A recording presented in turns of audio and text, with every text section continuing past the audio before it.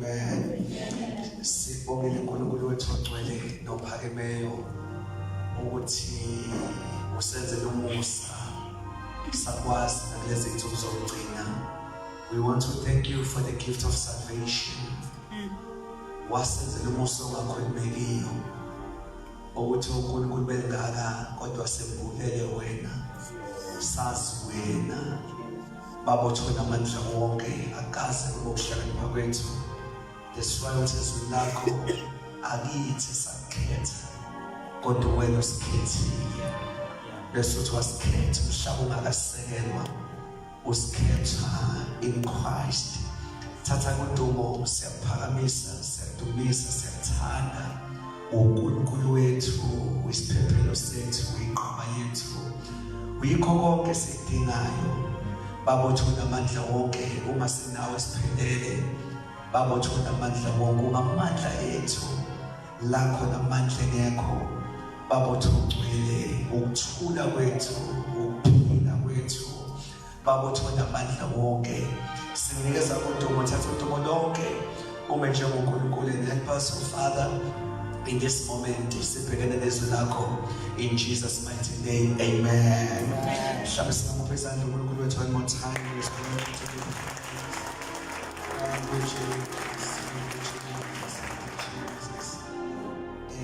Hallelujah.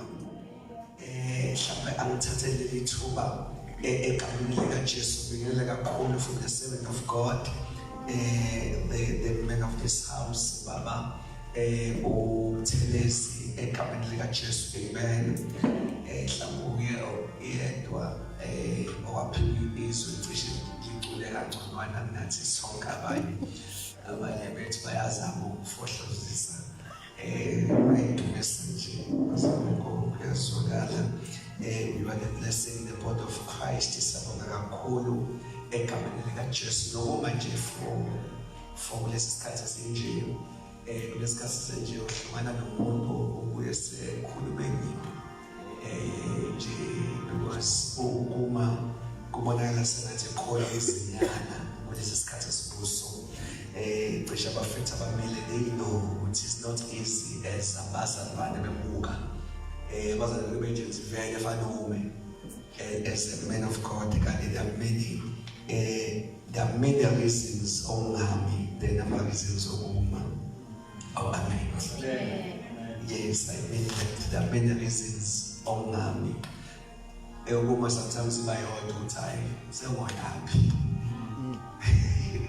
mangisuka kuye. Amen.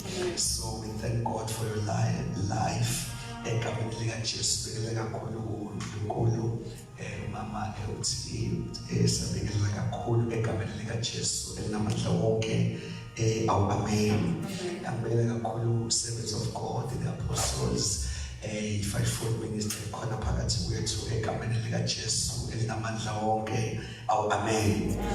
Ibandla lonke in Jesus name. Ngiyacela siye izwi likaNkulunkulu.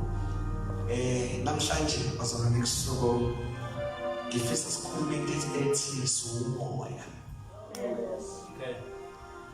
Sumoya. We are spirits. Sumoya. Amen. I will read a couple of verses. Please note them, but I won't be long. But nalenda gcwele ethi thina sumoya.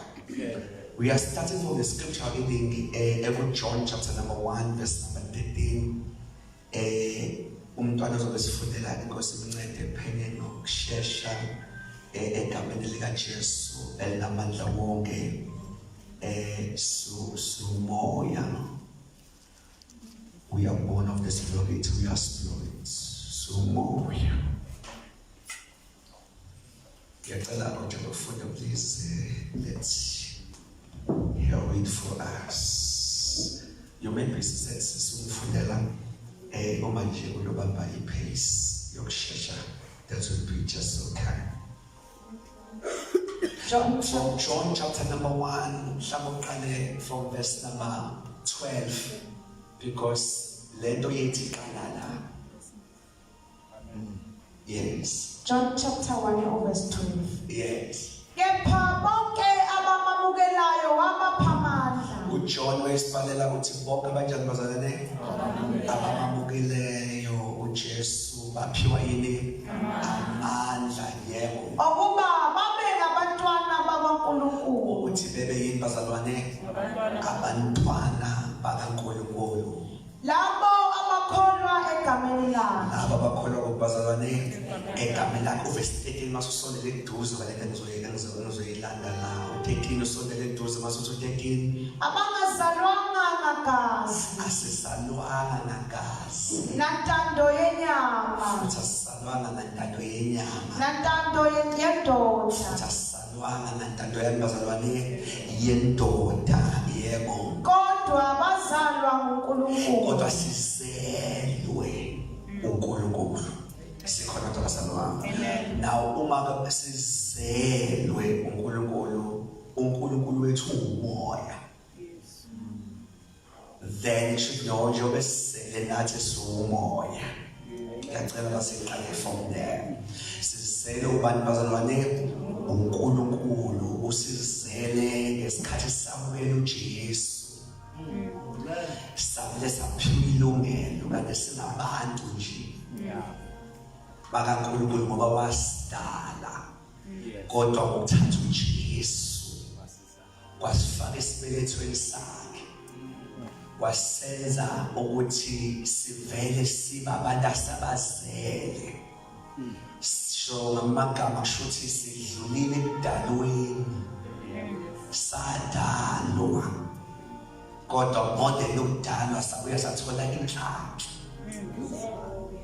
yokuthi usidalile evele esizanga thina sifani nabantu ngoba bonke bakhona njengey'dalwa zikaNkulunkulu kodwa thina sizelwe asimbuki njengomdali wethu kodwa simbuka njengobaba wethu usizele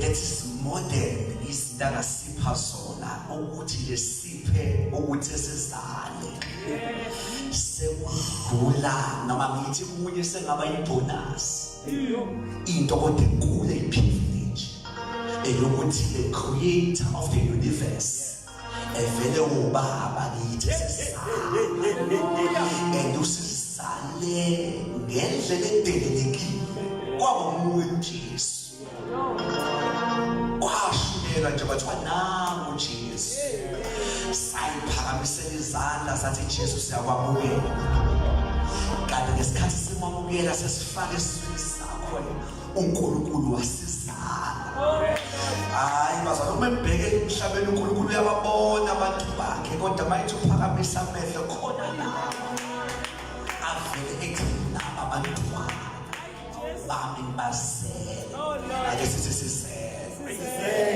now sizele uNkulunkulu then masizele uNkulunkulu ke uNkulunkulu wethu umoya shuthi nathi siwumoya ngiyafisa ingene lebazana ngoba khona into engifuna sigijime sibuke kafishane ngiqala ngamasibongo ngoba konke okunye kunama benefits mhlambe kodwa awazi ukugejela sangena ngokumukela uJesu sase siba abantwana bakhe sizelwe ake sithi sizelwe the first benefits John 1 John chapter 5 verse 4 masevele inusi level yalende siyo my God 1 John chapter 5 verse 4 eqhamuke senyusa 11 kulende siyo funda verse number 4 Ngokuba bonke obuzele nguNkulunkulu uyaqonda sethi konke obuzele uNkulunkulu kuyanqoba ngamagama asinqobe ngoba silwe kodwa sinqoba ngoba sizelwe into yokunqoba yikho ekutheni sinomncwedi bokulwa hlaba ke ngithi kuyathuka isithu ukuthi sinqobe njani ngoba sometimes sibuka indlela esithandathanda ngayo kanti le yethu yokunqoba ile ekutheni empini yosuku besiyisethe kanjani sinqoba singalwile sinqoba ngoba sizele uthi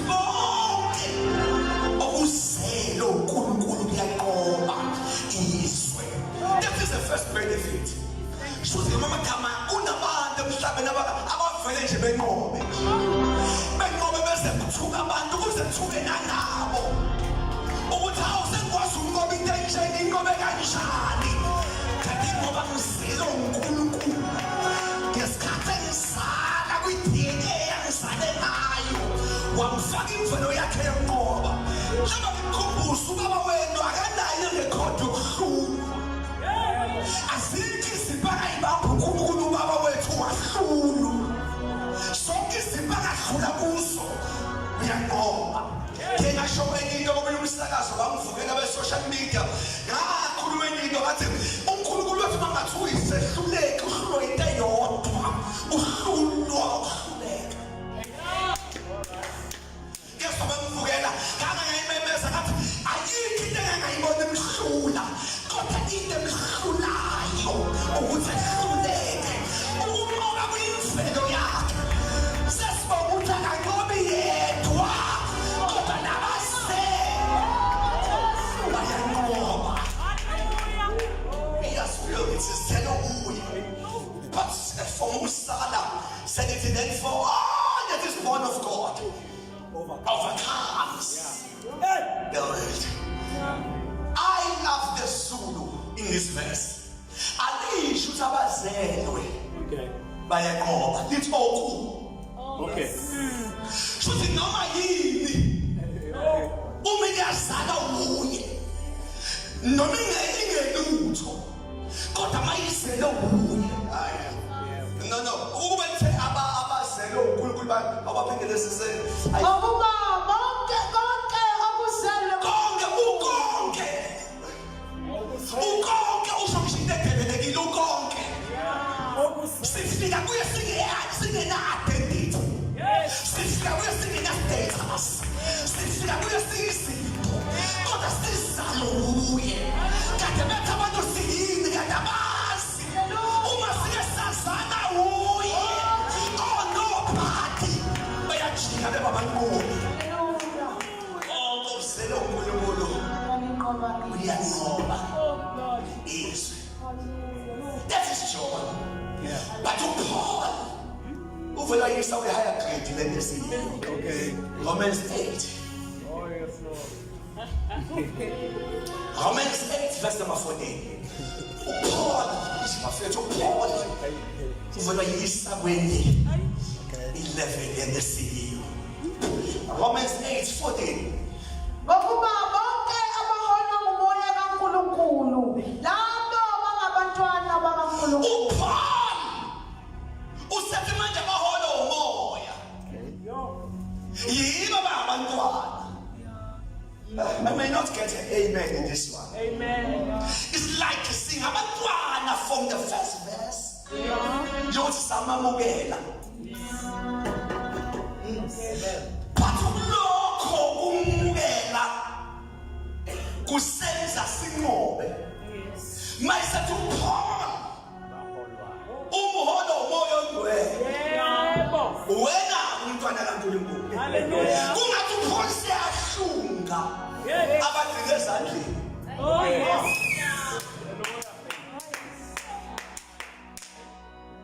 uthi ngenzeka sibe 1000 abaphakamisa izandla kwathiwa bonke bangabantwana usathi Paul that was an entrance level yophakamisa izandla kodwa there is a standard level of the kingdom ethi laba bahola umoya umethi umoya left bethi left nabo umoya uthi right bethi right nabo uthi labo abantwana bakaNkulunkulu uthi Paul ngamagama awukwazi ubaba kuye uba umntwana kuye kodwa uphambane nomoya wakhe awulalela umoya wakhe ngoba uthanda ulalela umoya wakhe ngoba ngababa wakho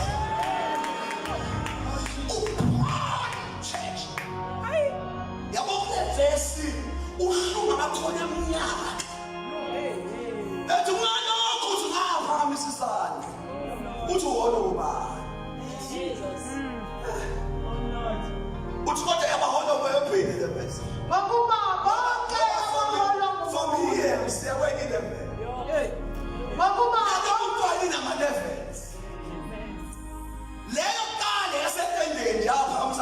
babantwana bakhe. But the more ukhonzwa sitshela umuntu usenjengoba ususele uyanqoba nqoba. The more uqhubeka sithi kunomoya ogcwele. Umoya weqiniso. Hallelujah. Oyena osiholayo. Uma uhola uye, then you are the child of God. Hallelujah. Can you read that again? Sifuna sisi. Ngokuba bonke abahola umoya kaNkulunkulu. Akekho ngizosele ngemuva. Labo akekho ngizosele emuva church. Akekho sele akithi. Akekho sele. Oh God. Can you read that again? Ngokuba bonke abahola umoya kaNkulunkulu. Those who are led by the Spirit. Labo bangabantwana Selithi ke nabo ngizama seliyahlunga lithi labo. Yiba bantwana. So you have to pass all the steps of ubuntwana. The first step yobuntwana phakamisa isandla. But another element okwazi ukuthi ngampela uselo ngoba phela. Sibona unqoba izinto ezithile. Ngoba uselo kuyeka inqoba. But you need to reach a level where umoya. No, I would just want to bathi. No, uzumoya. Yes. Ungangena. Uthi ngizumoya ungiphikisa abanye yabona le level kamoya yile ukuthi into inorm. Yes. Icommon. Kwi generation ethu kodwa wena uzumoya egcwele inqabeke. La awusaphila with standard. So uthi yini ejwayelekile. Yini amaphiyas akhe ayijwayele. Suphila kwi-level yokuthi mina nginomoya onwele okwazi ukungihlunga ngisho ey'ntweni abanye abathokoza kuzo ezinye uzosiveza angiphi kodwa ingqane ngize ngilazi late ivesi wayengqandelana awuningizwanga le nto ukuyiphinda umoya ongcwele masekhona sometimes akangeke ukukhona ngisho isikhiphi ungakasazi uthi mhla uhlala nefesi uthi awukakingakho umoya ongcwele wayingqabo bangena lapho because umntwana kaNkulunkulu uhola umoya oh hallelujah oh Jesus Christ. That is not the first level. The first level is level yesandla. The second level sibona suqala unqoba. But there's another higher level. Othi simanje sokuthi sindiswa. Let us see daily experience. I feel the head of the Holy Spirit and the lead of the Holy Spirit. Uma ngumuzwa ethi cha, ngithi awushuthi ngisengumntwana wakho. Yes. Nami umoya ongcwele esabho. Oh church. Angazi wena ngikhona kade la ngikhona. But there's another level which is verse 17. I'm about to close. Verse 17 is in the same chapter. Uma ke singabantwana. Yawuzwa u17 uthi uma if kungenzeka khona bafuna bahlungu. Yilento ukuthi obani manje abantwana. Yilabo abahola umoya. Sengathi ukhuluma nabasele. Uthi uma do not know it. If you see verse 14 or 14 verses uJohn uqoqa yonke inqwaba kodwa 14 uthi hayi ngaphakamisa isandla Swallow umoya khona. Lokho isiyake experience of indications ukuthi ngisomntwana wakhe. Oh nange engqandela. Do you know bazalwane? Oh Jesus ngizobetha kanjani? Do you know the feeling yokumnandi yokuzimonto lekukhuza? Yes. Do you know the pain yomuntu lothuka kuwona? Ifetha nikho endlini.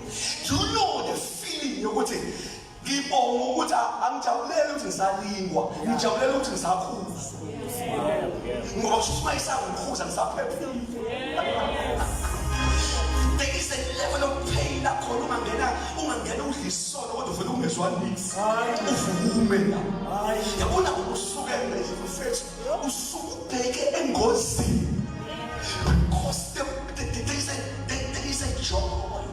yokuthi ngizwe ukuthi angenzi ukuthi ngezwe umoya uthi awusacelebrate ukuthi ulingile ucelebrate abantu moya usangigadile then shoot usathi momthule khamba kahle awuzalana do you know what the man is sensitive Joke about just watching the very critical moment where what umuntu engakhuluma against this side uyothetheleka wasesikodwa ukukhuluma against the Holy Spirit akanathetheleshwe abafethu osanqencane amanye afaka igama lokuhlambalaza lithi ungahlambalazi indodana kodwa you'll be forgiven masithi kodwa uhlambalaza umoya omntwana ikuze uthi Jesu akanakuthethelwa kulesi sikhathi lesikhathi esisayo the unforgivable sin. To speak against the Holy Spirit. Naye ngayihlupa ngathi now kosombuzo abantu manje sisusethelela zonke izono kodwa namu usethiwa kathetheleli esokona umoya ogcwele kanti baba ubuye ukathetheleli wamsiza umoya ogcwele ukusiza nawe uthi umoya kimi akekho umuntu oyakubaba uyofuna into ethelele kungayena umoya ogcwele okhulume kuyena uthi yabona nje wonile Somo xa nomoya ucabane nomuntu okuthuma ukocela into ethelele somo kuthiwa ngeke uthethelele uma uxabane naye hayi ngoba uzocisha into ethelele ngoba vele ngakuyifunde ufuna nomoya uhlezi ungathi njalo alikho umcabane nomoya ogcwele njalo hlezi uyibona umuhle wedwa nje ungathi njalo kuyingozi ucabane nomoya ogcwele ngoba ucabane nomuntu uye othi shona uNkulunkulu njalo wenzana kahle so now manje thike mawuqabane nendodana uzothethelelwa ingoba umoya ogcwele uzokushela ethi hayi khulumelani moJesu uyocela into ethelele but mawuqabana nalo nokuwuye yakuvila usin umuntu uyokutshelayo and the smiling you all be forgiven. Hallelujah. Those who are led by the Spirit, they are God's children. So now 17 will address another new thing. Can you read verse 17 and verse 7?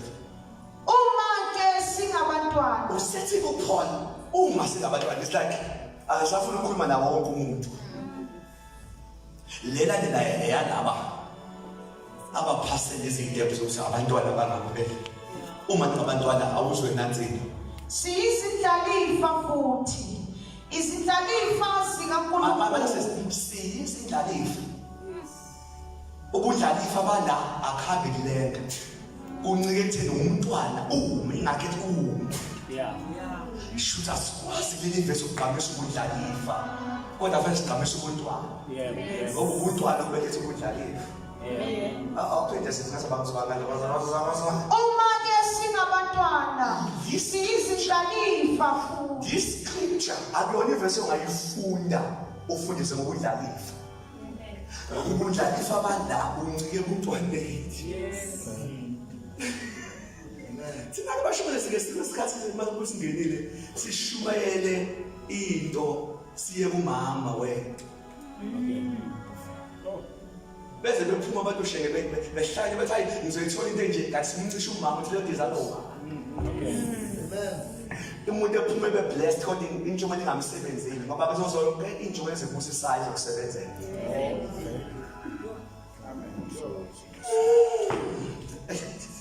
hallelujah kukhona esingakusiza sisebenzele kuba sengathi ungcono lo ungakuphi ukuthi into izalane kodwa kuphi into ezalayo ngoba uzobona ikuzalela kunomuntu okutshela i-product kodwa engakutshela i-process ngoba noma ungayazi i-product wazi zonke ama-promises kodwa ungayazi indlela the process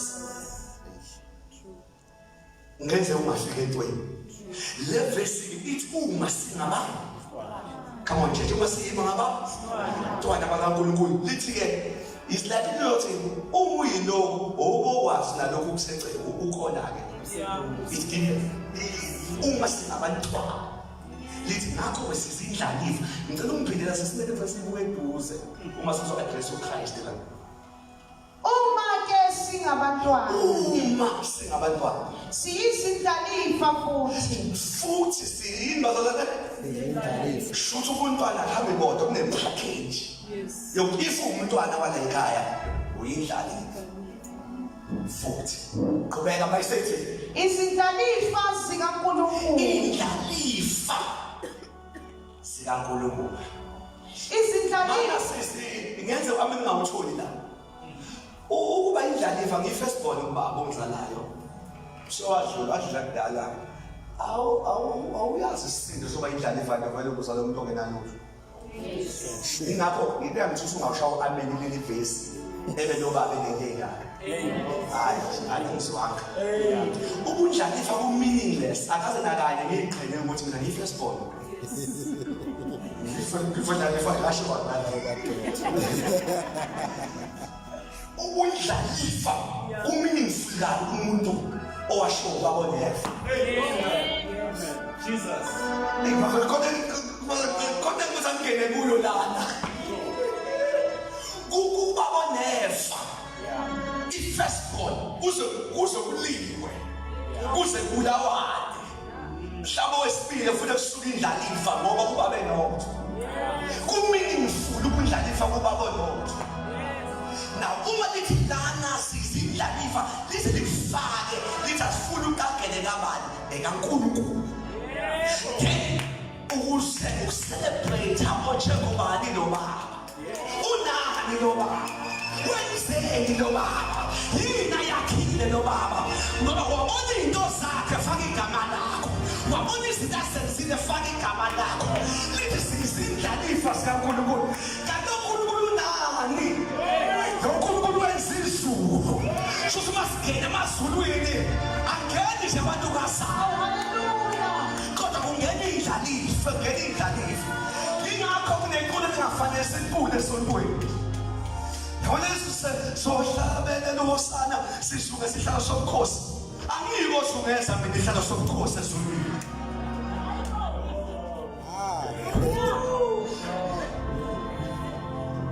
Ngisusa indlela amelo ngekho ngayo.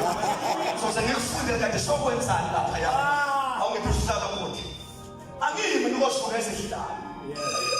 Sisungeze. Yisi. Ngeke ngizungeze emhlabeni noma sengifike kwipalace kaBaba ngihambe ngosungeza ihlala. Angiyosungeza. Funda mntanami. Revelation 3 verse 21. Ngokwenzani mina ngifike esizweni? Funda mntanami funda. Ngiyaxolisa ukushaya off app ukuthi ngizama ukuchaza lo baba unani. Hallelujah. Ngokwenzani mina ngifike esizweni? Verse 21. Funda sisi. Obayo ngiyakunika ukuba ahlale nawe. Just ongobayo ngokunika ubehlale nami. Hayi esihlabeni esinye kodwa uthe sami sobukhosi. Lapho uJesu ahlezi khona nami ngoba ngihlezi lapho. Oh Jesus. Read again. Obayo ngiyakunika ukuba ahlale nami esihlalweni sobukhosi. Behlale nami ehlezi sobukhosi. Qhubeka sizwe. Njengalokhu nami Uthi uJesu nami ngaqo. ngahlala nobaba esihlalweni Ngahlala nobaba. Shoda sihlala sinobaba. Ngoba uthi uJesu ngaqo. Ngahlala nobaba. Nobayo. Uzohlala nami. Shoda lapho ubehlezi khona. Masifika. Siyohlala khona lapho. Asingosungeza. Hayi asingosungeza.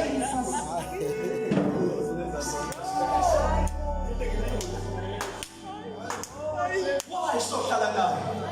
Ingoba sizindlalifa. Jesus. Oh Lord. Okwakhe. Okwethu.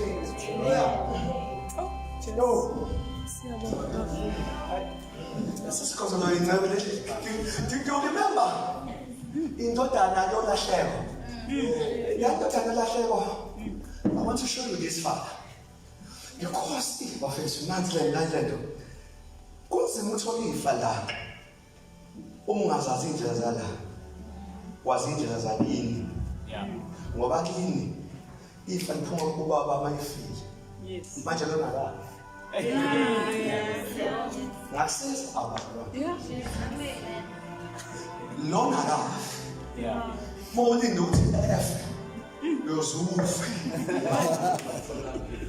Wathola ifa. Oh, ufuna isystem yamali. Kwamhlaba. Yes. Kanti kule family baba wakho uyinkinga. Umuzwe sinozinkulu. Nibe yimpunga. Mina lokumile. Akafi. Ithonya kanjani ifala la? Ukuze indoda lendala encane njalo. Eyolahlekelwa yaqonda ubaba. Leya parable yona iparable yefamily yasemhlabeni. Leya parable yefamily yasezulwini. Yosho le family ubaba uyaqonda. Uthi give me my portion. Unakisi leya parable ubaba akaze nqabe. Ay. Akaze nqabe. Wayenganqabile. Yingoba lesani encane yabamba imfihlo. Ukuthi akafi. Kodwa nika sebefikile bethi baba give. Ungakwazi ukulanda into zakho wazufe. Ungayitholile ngoba lo baba akafi. Awuzona social justice tembeke baba sithi baba sizoclaim. Singaba ukuphila into zethu zingekho. Kuhlelele khona. Father give us our portion. Akafi. Lord. Uma ke ngafi angisayidingi system yana. Okay. Ngoba eyala ilula kafe. Eyala nakafi. Kodwa unikeza amathela. Yes. Okay. Lo mfana omncane uonela kodwa ngokufuna ukudlifa kude. Yes. Kodwa konanga ngokucelifa. Yeah. Akazone ngocelifa. Ngoba uzothi argument uba bethi hayi mfana ukhaluthini. Because that's parable yona yenyama. Iveza the family of God.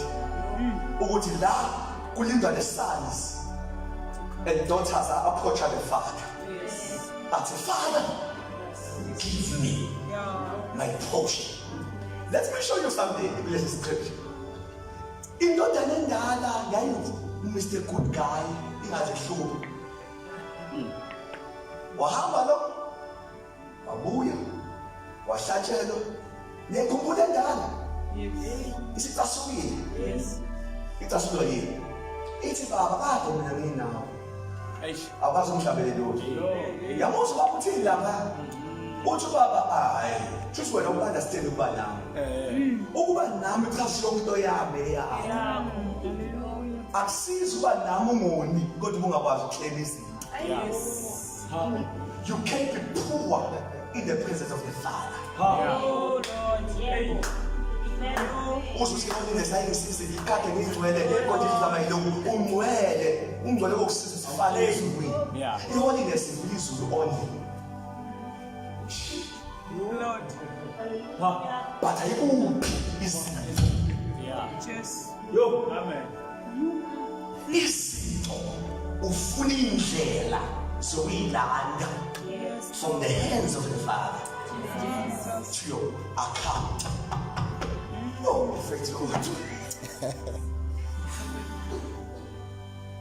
Amen. Now, uma you have the principle. Ungaze uthi ngazi ngcoleleni. Ngwele kodwa kunanje airtime. Ngwele kodwa. Ngwele kodwa. Mina ngiyakwazi ukuba holy kodwa Usiyama. ungabi nayo into ozoyiqoka enkonzweni. Oh Lord. I know mina uba holy. Bazalwane. I know mina uba holy kodwa ukuhlupheka minuke mkhulu. Ayisebenza holiness. Iyasebenza. Mawufa. Yezulwini. Holiness is not ngendlela yonke. But the main thing is holiness. Lana kingdom iminyango mningi. Kodwa ukhiya abafana. Awukwazi abuse okhiye. Thatha ukhiye ukufika la. Ufuna ukufika la. Ayisho. Sesinjalo bazalwane, asifuna uqoqa bonke okhiye.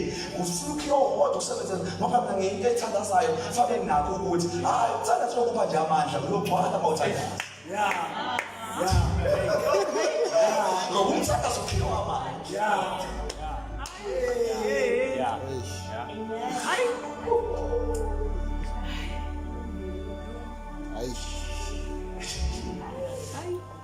Uma ningabantwana shunisi kade scripture singaze lokho shantshasa. Uma ke singabantwana Uma singabantwana siyizindlalifa futhi izindlalifa zikaNkulunkulu. lokho ingihubhise kangaka lokho ngiyale ngoba ngizokuthulelile uveze uzuyindlalifa kabani.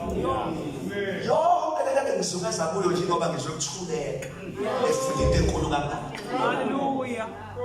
Yokusiza indlalifa hayi sanomuba kodwa indlalifa sikaNkulunkulu. Hallelujah. Yonke into enelebuli kaNkulunkulu wena ne-authority kuyo ne-access kunegama lakho kuyo. My God, that's why I love you, Peter. Khona kanamthanda khona uPeter. Yabona uJesu ngaphezu kwamanzi. uPeter kanokhala esebephethe uJesu ngaphezu kwamanzi. Okay. Waba nenethi if uNkulunkulu wami kwazi ukwenza into nami wathi uma uweshona nje mina ngize kuwe ngoba uNkulunkulu esemkhonzayo akayena othanda ukuselebrate nje kuphela kodwa uNkulunkulu othanda ukuthi akakuyo nabantu abamkhonzayo bebe kuyo. Yes, Lord. Sesindlalifa futhi sikaNkulunkulu qeda iscripture sesimasethi Izindlalifa kanye noKristu. Shoot whatever that is in the name of Christ.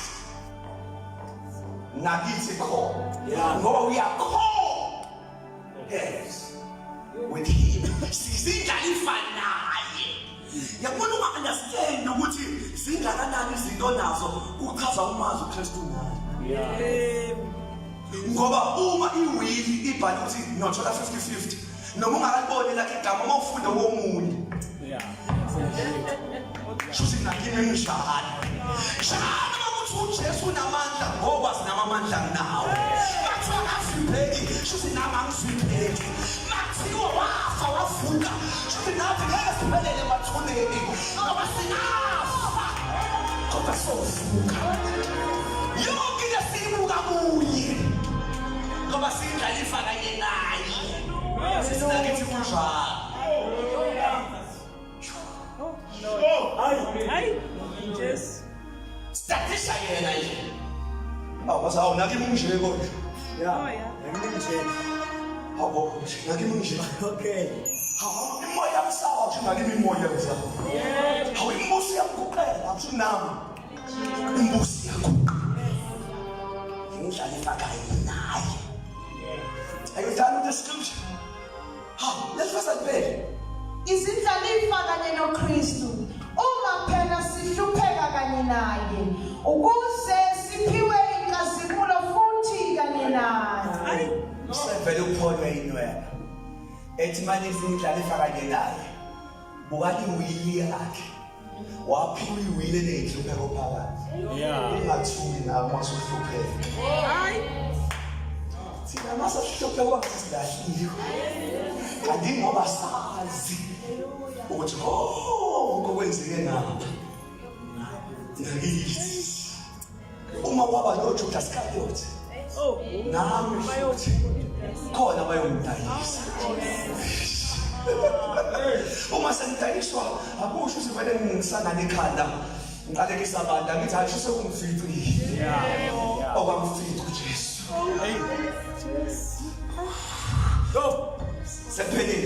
Yo, can you read the last scripture? That is John 3. uJesu ekhuluma noNicodemus uzova into. This is my closure. This is my closure about this day. Ukube buya ngami ngabe ngiqale kuleli vesi ngavela ngivala kulo. I love this scripture. siyayazi conversation ende ngoJesu nekhodi befika ethi Jesu ngeke ungene embusweni ngaphandle kokuzalwa ngomoya nangamanzi. Kanjani umdala kangaka? Jesu wakuphendula, awuzu verse number 8 angekuhlose. Verse number 8. Umoya uphephetha lapho uthanda khona. Uthandi la kanga ngalombala. Uvele uyakulo moya osemnyama. Akukhuluma lo moya. Uthi lo moya osemnyama uphephetha. Yeah, uthanda lo.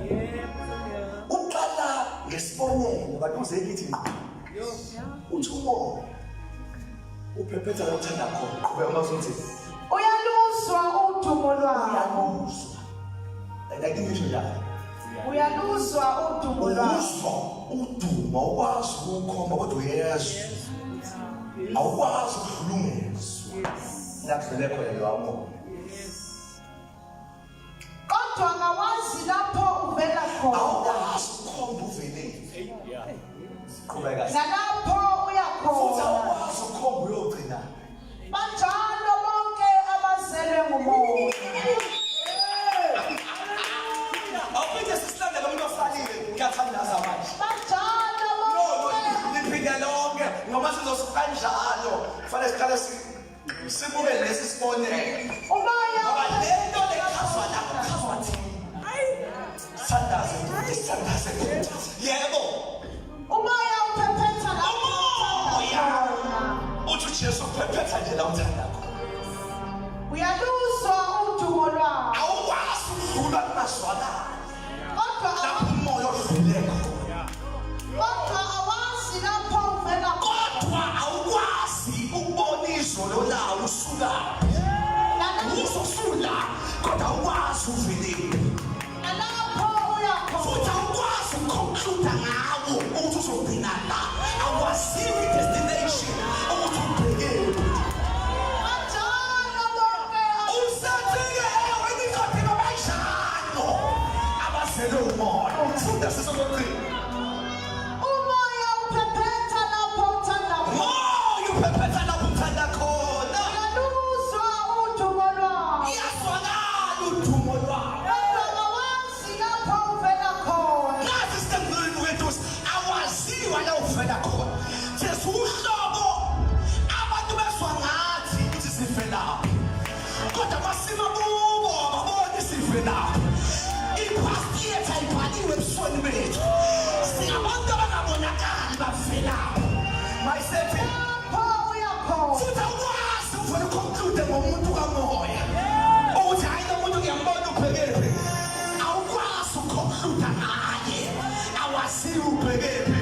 Mayisethi Jesu. Banjalo bonke abazelwe ngumoya. Usethike banjalo bonke abanjani?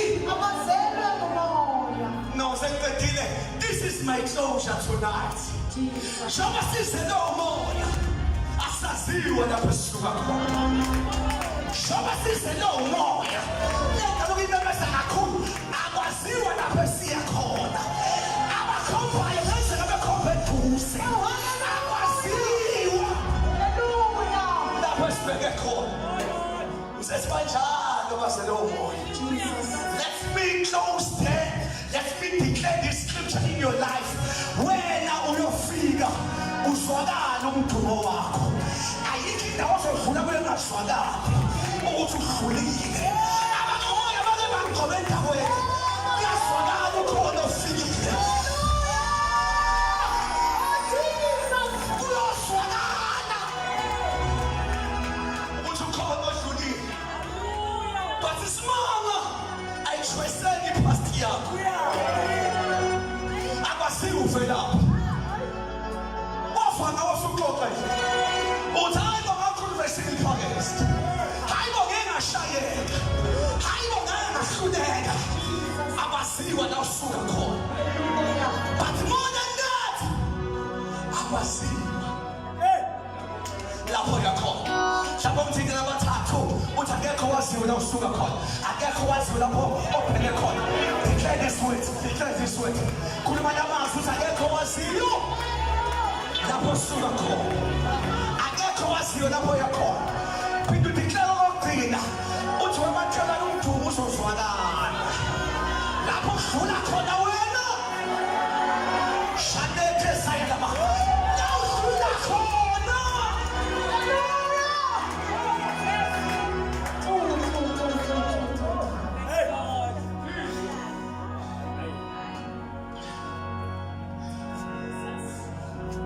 ozwakala yonke idiphamenti yongena kuyo kozwakala khona sesifikile your weight will be felt.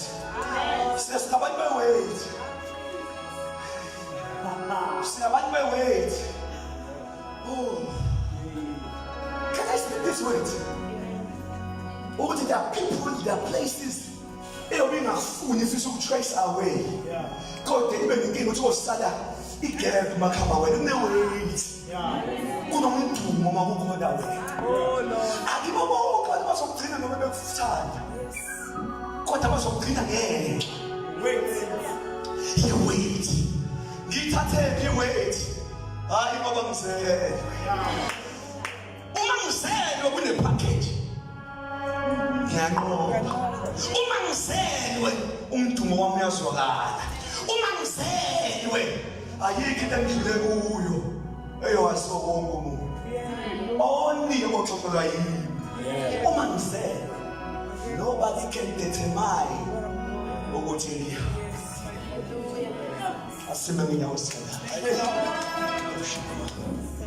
Can we take 2 minutes in prayer? Let us all pray. 2 minutes in prayer. Can we pray? Can we pray? Can we pray? Church of God. Come on, church. 2 minutes. Lift up your voices. Come on, church. Lift up your voices.